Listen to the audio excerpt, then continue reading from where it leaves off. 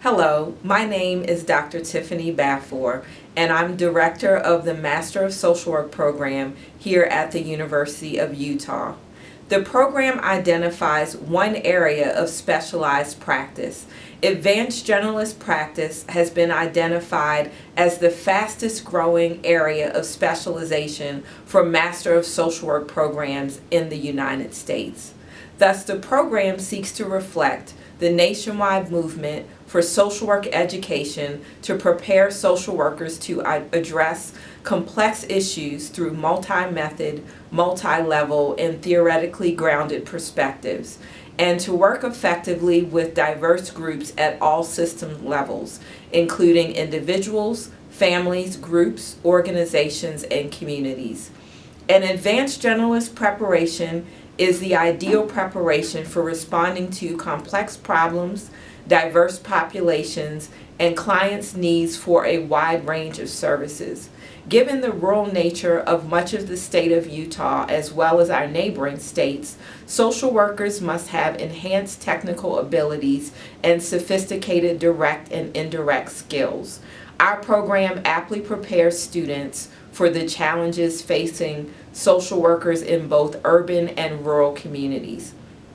Furthermore, these skills are applicable across practice settings. Graduates may work with multiple systems and use administrative, community development, as well as important clinical skills with a wide range of populations. During advanced coursework, typically taken during a one-year program for advanced standing BSW students, the second year of the two-year program for two-year students, and introduced in the second year of a three-year part-time program. Students have the ability to complete an area of focus. Students complete advanced practice classes as well as field practicum in an area of focus, including aging, child welfare, forensics, global, health, mental health, and substance use in social work. Continue watching to learn more about each area offered by the MSW program. You can also contact Academic Advising for more information. Thank you. Hi, I'm Charlie Hoy-Ellis. I'm Assistant Professor here at the College of Social Work, and I am also the co-chair of the Aging Area Focus in our MSW program. Chad McDonald, Research Assistant Professor here at the College of Social Work, working at SRI, but I'm also the Child Welfare Chair. My name is Christian Sarver, and I'm the Associate Director of the Utah Criminal Justice Center. I'm Cetrola Sanchez, and I'm an Assistant Professor here at the School of Social Work and the Chair of the Global Areas of Focus.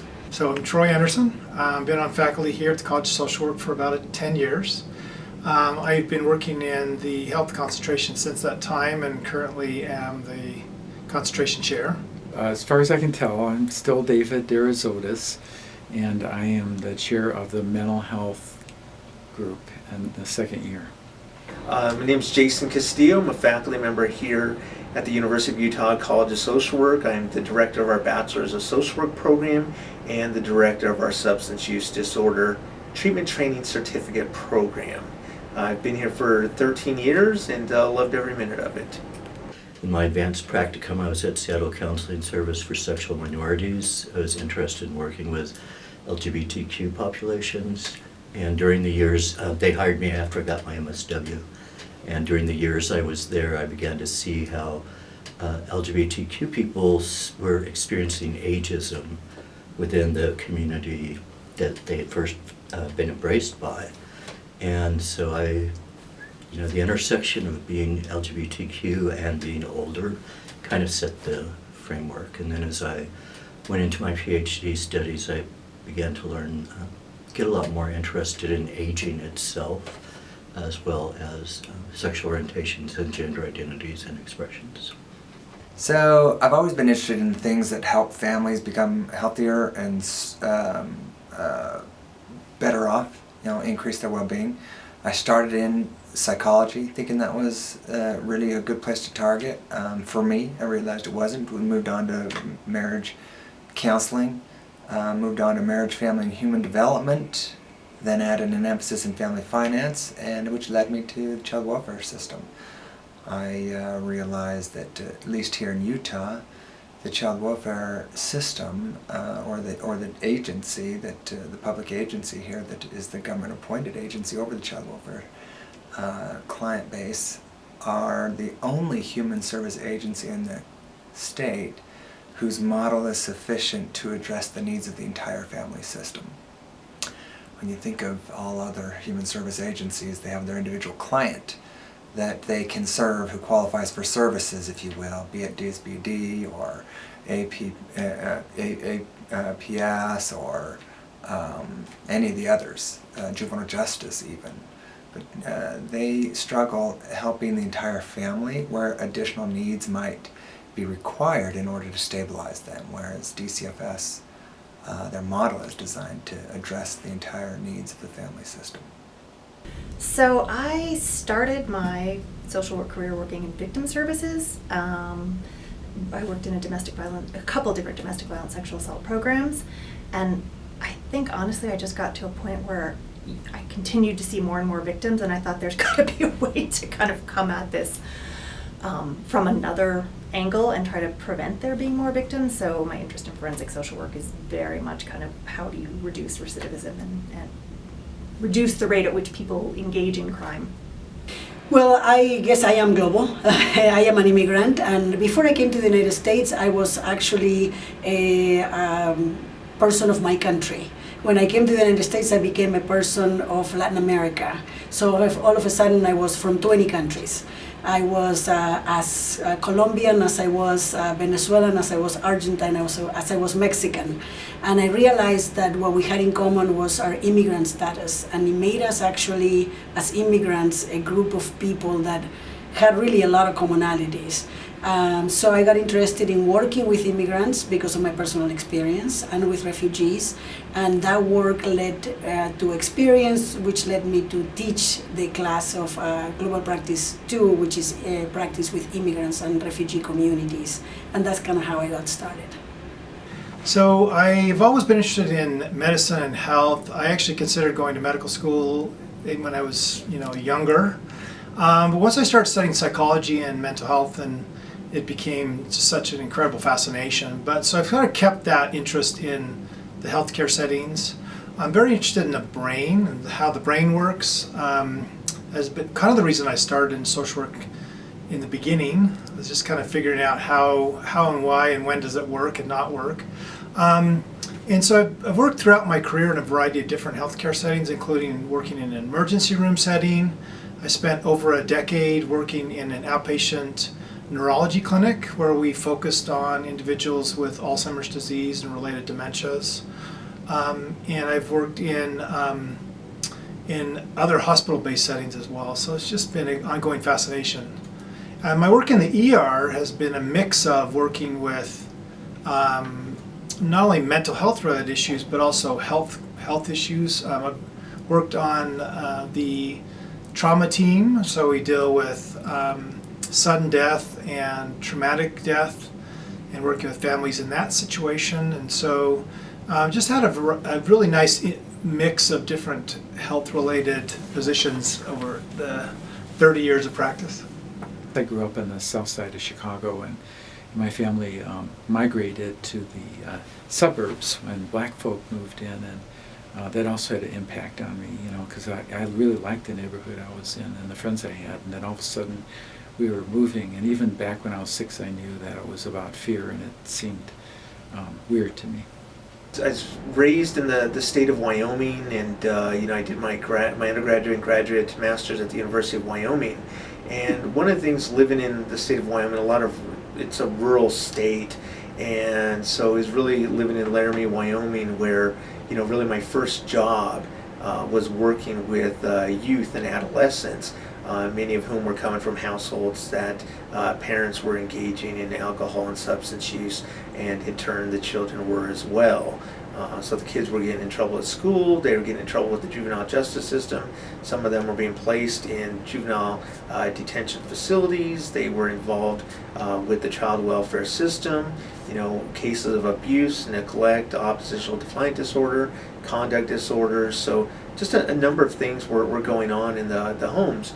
And again, rural community, I mean, there was, jail, courts, and, just not a lot of options or opportunities. So my career really began with our rural behavioral health center, and a part of that was, providing individual, family, group therapy. So my career really began working with youth, and it kind of morphed into then at a later time working with the youth, their siblings, and their family members as well. Not to mention, working with their CPS case manager, working with their judge, and also working with their attorney as well. So we train our students who have entered into the aging area focus. We do a significant amount of training around doing screenings, assessments, interventions, and so for the older adult population, this, in addition to like the typical mental health assessments, things like that, we also assess for risk of falling, social support, things like that. Most of the classes are second year, so fall of the second year, students will take Aging Practice 1, and then in the spring they'll take Aging Practice 2. So Aging Practice 1 focuses more on gerontology, and gerontology is the study of aging, but through a social, cultural lens. So it's the experience of aging. And then Aging Practice 2 is more focused on geriatrics, and so geriatrics is the biological and the physiological aspects of aging. So in Aging Practice 1, we learn everything about aging as a system of oppression, but also all the cool things that social workers get to do, the changes they get to make. We bring a lot of social justice lenses into it. I think one of the very first things that we do in that class is we kind of deconstruct the myth that aging is depressing. Actually, what huge amounts of research shows is that we're at our most depressed right around the age of 50. And after the age of 50, we actually start feeling a whole lot better about ourselves and about our world. And between the ages of 65 and 80, we're probably about the happiest we've ever been. And then the Aging Practice 2 focuses more chronic physical diseases, goes a little bit deeper into mental health issues, dementias, things like that. There's also, we have what's called an interprofessional educational experience. So we partner with the College of Nursing and the other health sciences. And so like this, for example, this coming spring, they'll be doing 6 or 7 simulations. So they have this really fancy simulation laboratory. And they'll work as part of a team with other students in the other health sciences. So there'll be, quote, a client who comes in presenting with particular issues. And it's kind of like a client comes in, presents, and they kind of freeze frame and discuss among themselves what they think is going on, what their next step should be, and then they click play again. And so that's like a 2-hour scenario, and there's I think there's 7 different scenarios, and each one is offered twice. So it's really exciting. We also have what's called many of our students are once on a hot spotting team, and so we know that a lot of the medical care that's provided, there are a few people who, we might call them outliers, so to speak. So they have multiple chronic conditions, probably multiple social conditions. So they're the people that frequently show up over and over in the ER or someplace like that. So students in teams will be assigned to one of these individuals and follow them for a year, trying to figure out how the systems are failing the client. We like to blame clients, we like to blame individuals, but this is typically, if there's a one-size-fits-all, that's great, if you're that size. But if you're not that size and you fall through the cracks, it's not your fault. And so we try to do something about that. The child welfare area of focus, there's two courses. I don't want to get off track here, but what they would learn in this area of focus is the state of the state as it relates to child welfare trends, as well as how we compare to national trends, and then what Utah is doing in order to help address the needs of those that find themselves involved with the child welfare system here.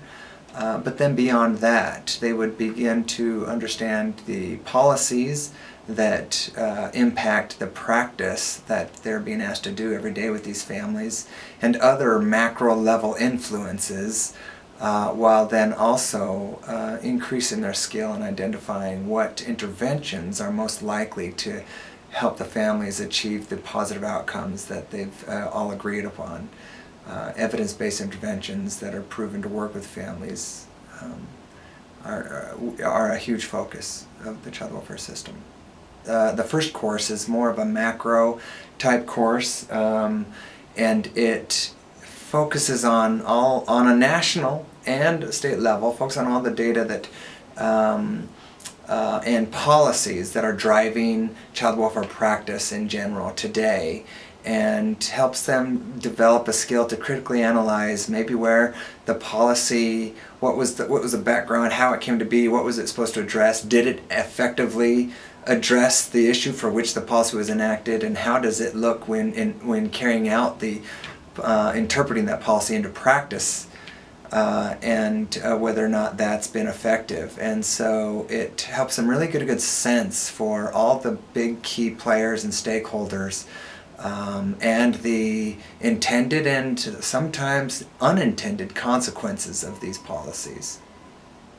And then 6302 moves it down. It's kind of a big funnel. 6301, 6302 gets more specific in terms of increasing the student's skill on connecting the needs of the family to an evidence-based intervention that's most likely to help them see positive outcomes. And so most of 6302 is spent having the students take a specific population with a specific problem and identify an evidence-based intervention that best fits that population with that problem. So in the forensic domain, you would be working in correctional settings. That could be a community-based mental health center, working with clients who have been mandated to treatment as the result of a court case. You might also be in prisons or jails. You might work for a legal defender's office as a social worker who's helping people pre-trial kind of sort things out that have kind of gotten their life maybe a little bit off the rails. You also would potentially work in victim services agencies as well, so that would maybe be a domestic violence shelter, or a prosecutor-based victim advocacy person who helps someone who's been a victim of crime kind of get through the court process and make sure that their voice is heard and that they're getting the services they need. You would also take the 2 practice courses in the forensic domain.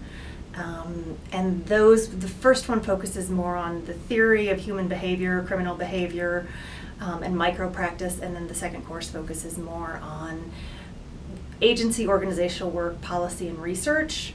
With forensic social work, there is a lot of research around what interventions are evidence-based and how organizations need to be structured in order to reduce recidivism.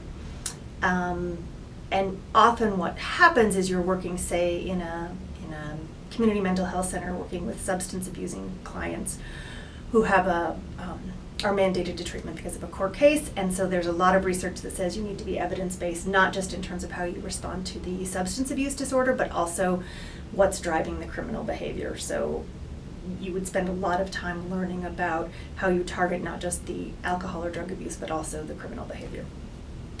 Students in the global area of focus learn about globalization, concepts like globalization.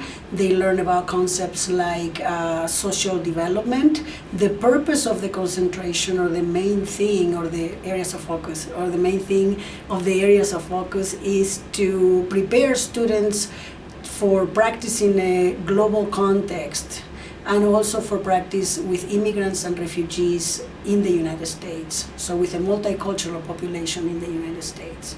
Students in the global area of focus will learn things like social work around the world. What does it look like? How is social work practiced in other places, in different continents, in different countries? They will also learn about national organizations like UNICEF or the United Nations. What are they? How they work? What they do? They will learn about employment opportunities, volunteer opportunities, internships. And they will also learn about global issues in social work like human trafficking, child soldiers, children in and off the street, gender violence. It's a very expansive kind of area of focus that covers a lot and very interesting topics. So we have different classes in the area of focus. What we have is Global Practice 1 covers more of the perspective of global social work. That's where we look at employment opportunities, issues in global social work. Then Global Social Work Practice 2 focuses more on multicultural populations, so it's more like working with communities of immigrants and refugee populations. Then students have elective classes also, and they can take women's global health, they can take human trafficking, and they can also take experiences in social work in other countries, including Ghana, Mexico, and Mongolia. So it's a two-semester sequence, and in the fall what we do is trying to do basically an overview of health social work across the lifespan. So we would cover areas related to children and adolescents, addressing issues related, commonly occurring health issues that occur in that developmental time window. So issues related to maybe type 1 diabetes, cystic fibrosis, and other sort of health conditions that commonly do occur in the child and adolescent experience.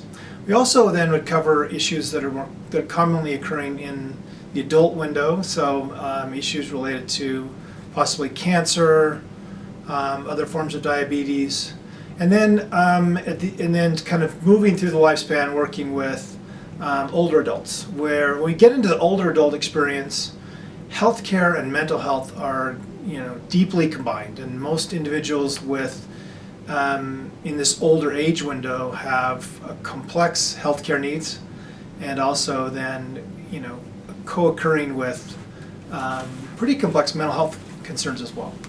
And so it's basically fall is this overview, and we try to look at the ways in which healthcare and social work intersect, and how social workers work in these settings. And then in the spring we do more of a deeper dive into specific models.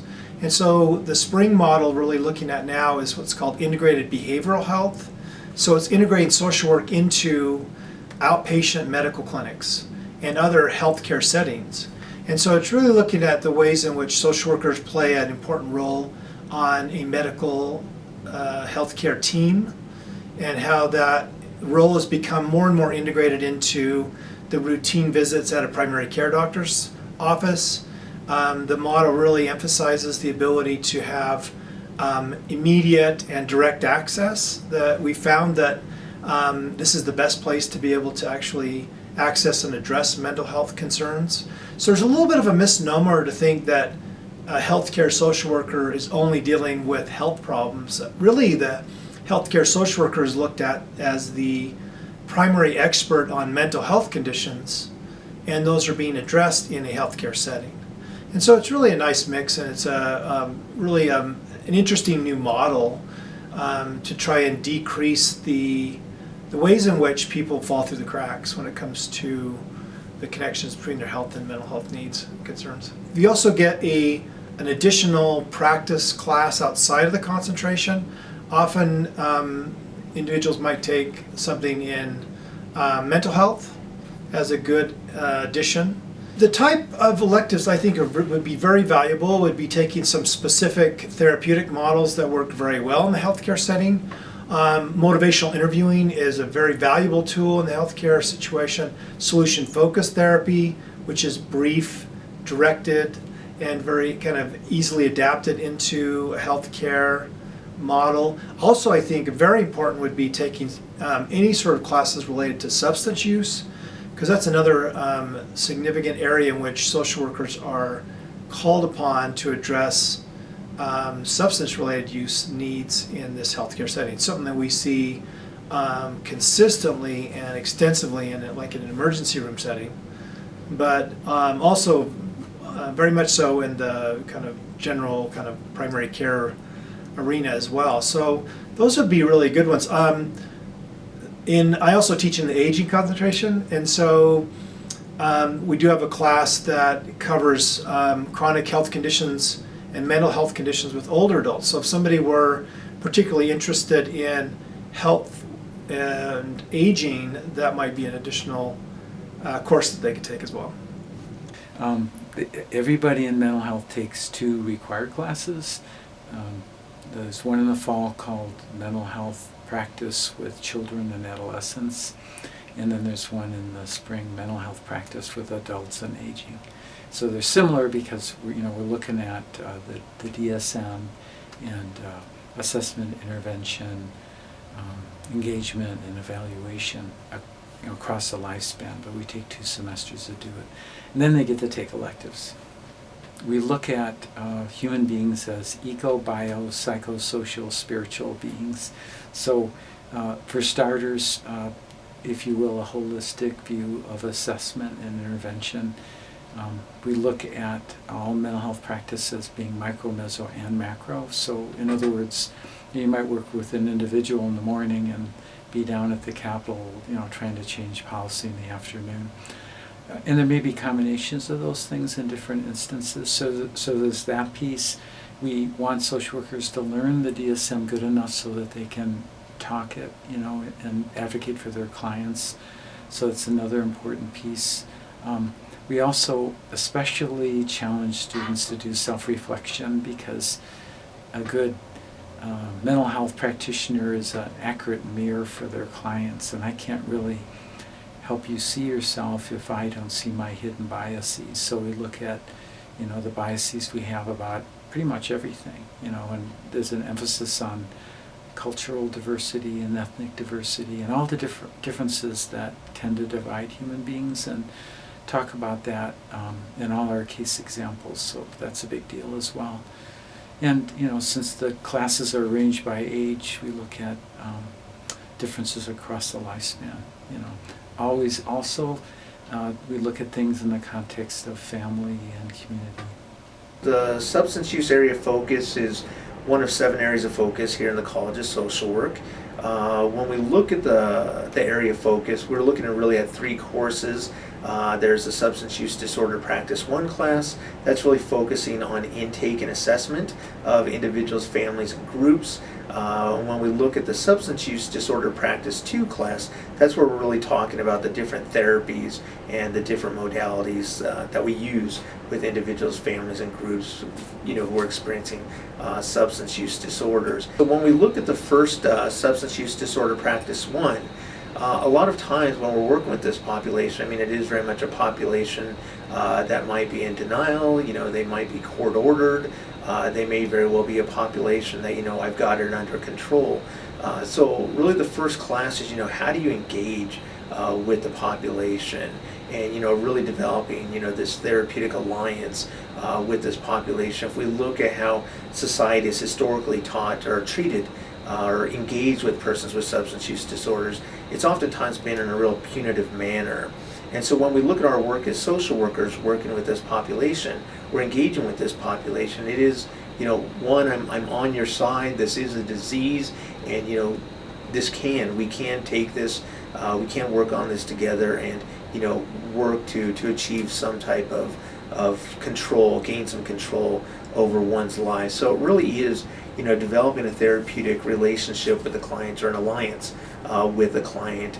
And then it's really then talking about okay, let's conduct, our assessment. So part of that is really looking, what's going on with the person's life, what's going on in their environment, what are risk factors. So when we talk about the completion of a biopsychosocial assessment, Again, family, individual, personality, childhood, family, environment, community, all of those things that are going on within the life of the individual to identify, what are both the risk and the protective factors.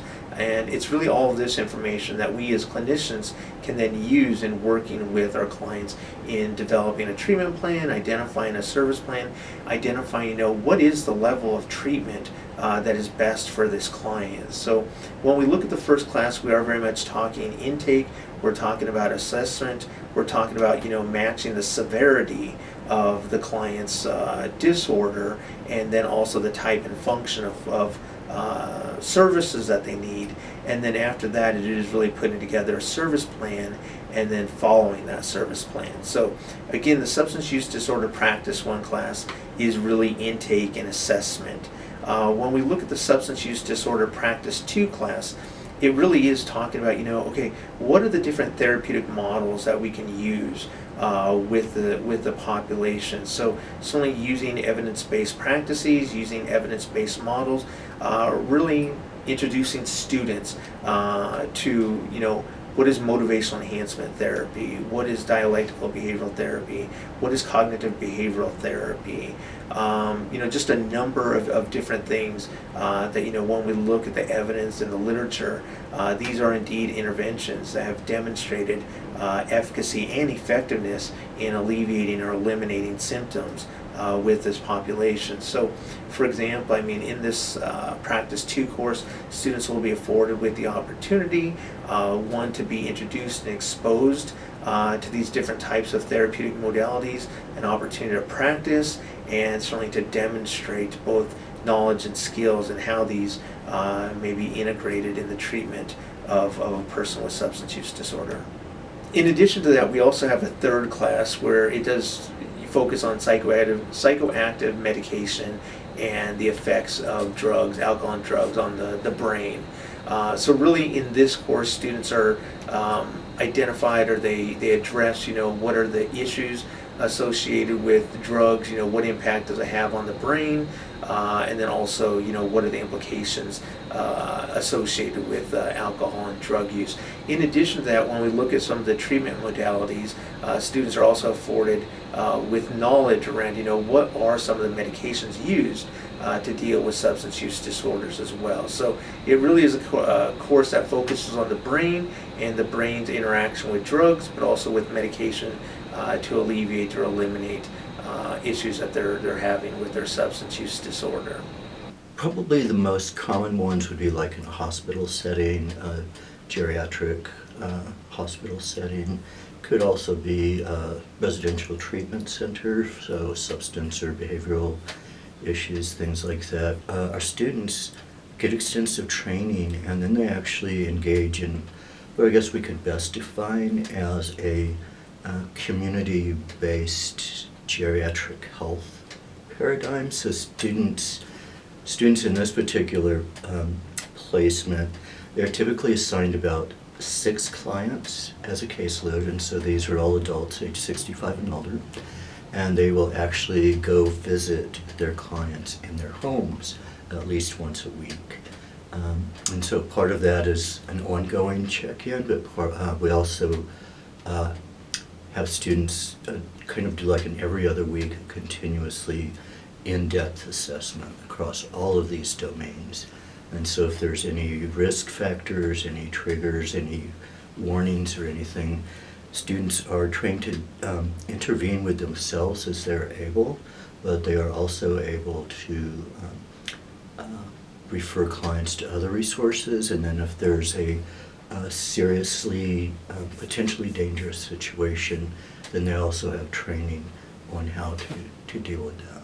Obviously, if someone is choosing the child welfare concentration and they're not an employee of DCFS agency,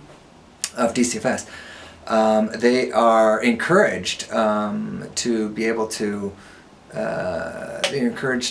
prepare for a practicum with them, and we have, we have a program here that helps supports them in their education if they are thinking they want to make a career in child welfare with the agency.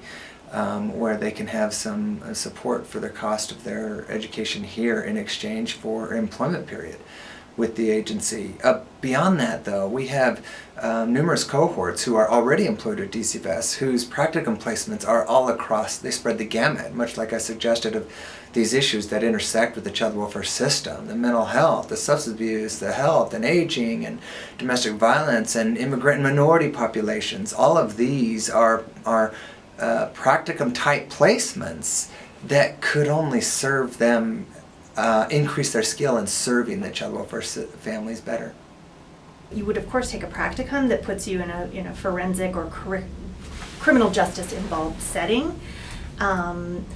I think what's unique about that compared to other areas of social work is that you are very much having to negotiate the criminal justice system over which you have very little control, and then helping your clients kind of respond to what's going on in their life, but also respond to the criminal justice system, which can feel like its own external pressure. That would maybe be in a secure care juvenile justice facility, or a community-based, say, youth on probation or diversion in the juvenile system. In the state of Utah, they try to keep kids out of the juvenile justice system as much as possible, in acknowledgement that the more you pull people into the system, the more you increase the chances that they'll commit future offenses. And then for adults, again, you would be in maybe community mental health settings, a probation parole agency, a prison, a jail.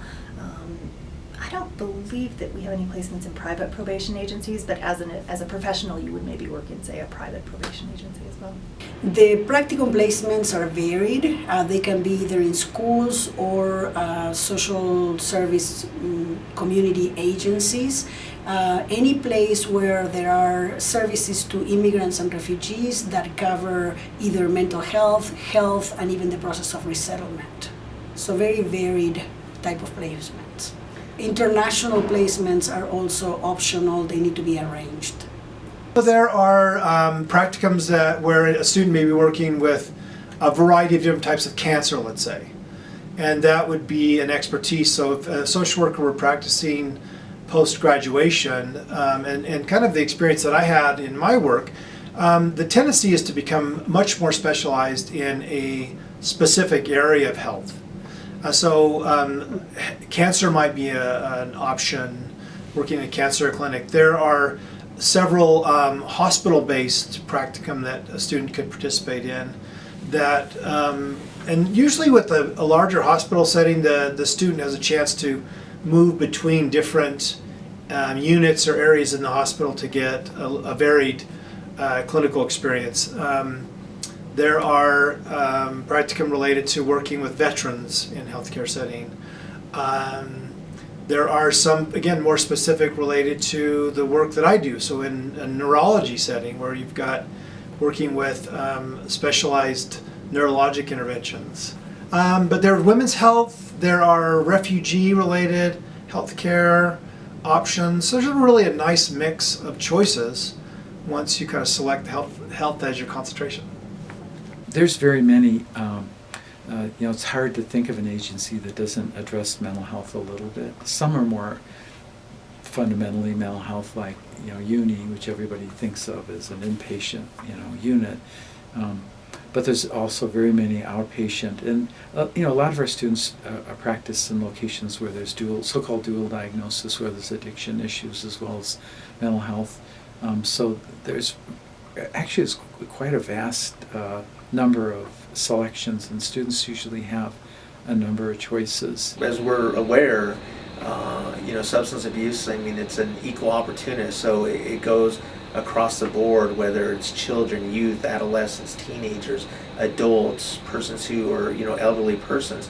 So when we look at field practicum placements for students, that are taking courses in this area of focus, in the child welfare system, in the behavioral health system, in the school settings, when we look at hospital settings, and not to mention, community behavioral health settings.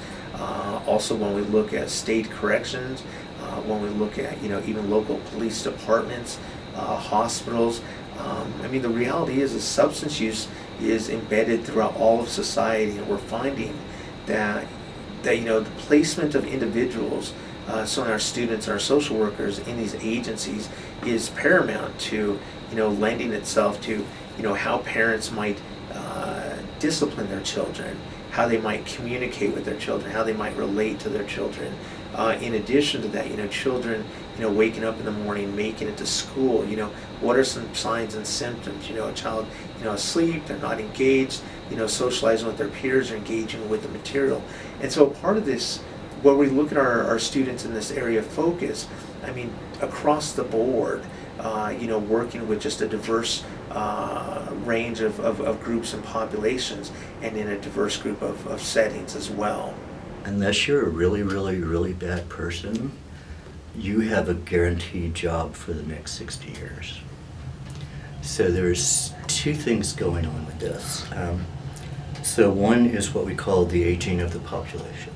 So beginning January 1st, 2011, and continuing every day until December 31st of, I think it's 2030, 10,000 baby boomers will turn 65 every single day. So you multiply 365 by 10,000, and then multiply that by 10. Within the next couple of decades, the 1 in every 5 Americans will be 65 years old and older.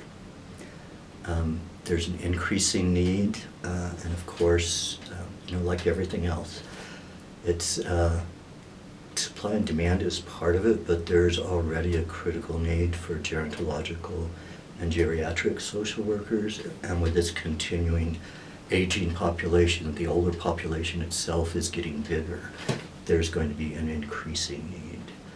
So if you want job security, aging is where it's at. Given the recent news that apparently social work is the fastest growing profession in the world, and the fact that we're getting better at identifying individual and family needs, knowing where maybe even just a couple decades ago we weren't very good at assessing for or identifying the needs and addressing them adequately, there is plenty to do. If you want a job in child welfare, pretty much you'll be able to have the job. In fact, recently there was several hirings in different entities, and they're just not enough. There's more vacancies than we can fill, which is great. It's great job security. So I'm just saying, even for advancement, we're just not talking frontline casework, but because of this need, those that have a passion and show it, they quickly become the supervisors and administrators within the child welfare system. Agencies that hire forensic social workers cannot hire as many people as they want. So I would say there is tons of room for people who want to do micro practice, so working individually with consumers.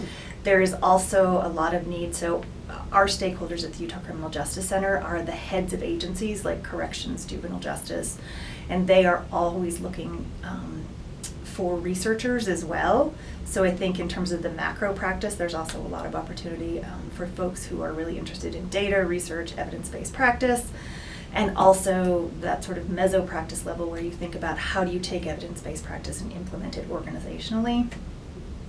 Social workers with global expertise have many opportunities for work. It expands their marketability.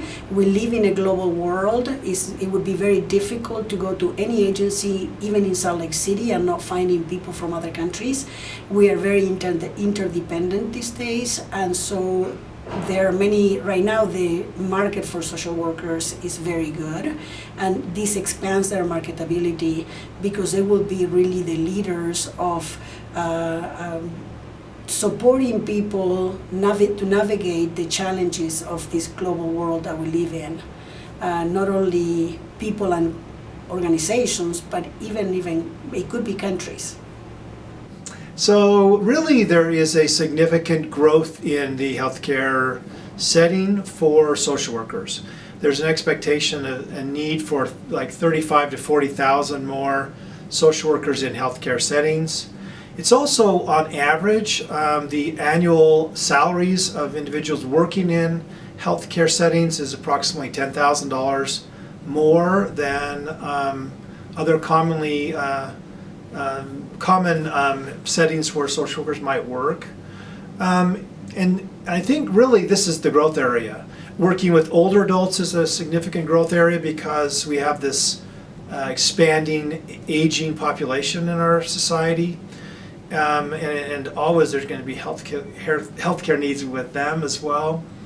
And so I think that this is kind of looked at as sort of where a lot of the new opportunities are in sort of this, again, particularly the new integrated behavioral health model. So unfortunately, there's going to be lots of room for mental health work, and it's really interrelated with everything else social workers do. I mean, I really can't think of an area where mental health doesn't need to be addressed or considered when you're talking about really anything. If we look across the United States between the years 2016 or 2018 and 2028, we're looking at about a 29% growth of employment over the course of really the next decade.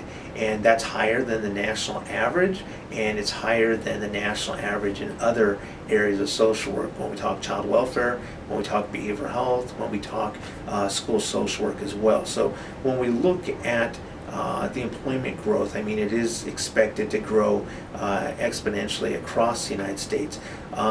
More specific to the state of Utah, we're looking in that same time frame about a 39% growth rate. And so when we look at the state of Utah, when we look at rural communities across the state of Utah where there is a shortage of social workers, but there's also a shortage of social workers in the more urban, suburban areas as well, I mean, that lends itself to when we talk about, that growth rate.